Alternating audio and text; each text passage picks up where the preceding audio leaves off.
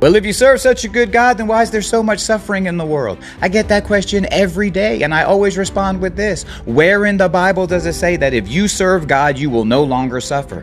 It literally says the exact opposite. And people are like, well, then why doesn't God just stop the suffering? How soon we forget that God didn't stop the suffering when Jesus was dying on the cross. He could have, but he didn't. Why? Because of what was waiting on the other side. So why do we go through suffering? Because it draws us closer to God and for what's on the other side of that suffering. Romans 5:3 says this, not only that, but we rejoice in our suffering, knowing that suffering produces endurance. Endurance produces character, and character produces hope, which will not lead us to shame because of the love that God has poured into our hearts through the Holy Spirit, which he gave us. So being a Christian doesn't mean you'll never suffer again. It means you'll never suffer alone again. He went through it for us, and he will go through it with us. If you received that, hit subscribe or follow.